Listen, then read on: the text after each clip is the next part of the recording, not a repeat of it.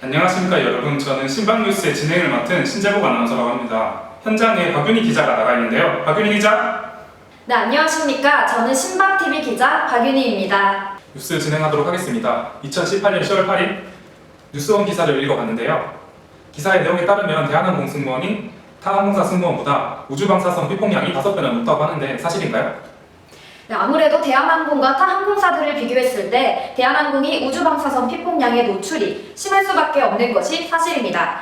하지만 이 기사를 읽어보시면 에어부산과의 비교를 굉장히 많이 다뤘는데요. 과연 에어부산과 대한항공을 비교한 기사가 적절한 비교 대상이었는지가 의문입니다.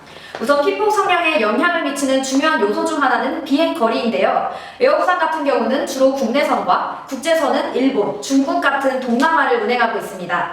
반면에 대한항공 같은 경우는 유럽, 미국, 대양주 같은 비교적 거리가 먼 취향지를 운항하고 있습니다. 두 번째로는 국제항공 노선입니다. 에어부산은 14개, 대한항공은 147개의 항공 국제 노선을 보유하고 있습니다. 대한항공의 국제 항공 노선 수가 많은 만큼 장거리 비행이 많을 수밖에 없는 것이 사실입니다. 이렇기 때문에 대한항공 승무원과 에어부산 승무원의 방사능 노출량이 크게 차이가 나고 다를 수밖에 없는 것이 사실입니다. 하나의 기사를 낼 경우에는 애초부터 취향 노선과 어떤 항공 운항을 노선하는지를 배제하고 대한항공과 에어부산을 비교하는 이 기사는 정확한 팩트체크가 아니라는 것입니다.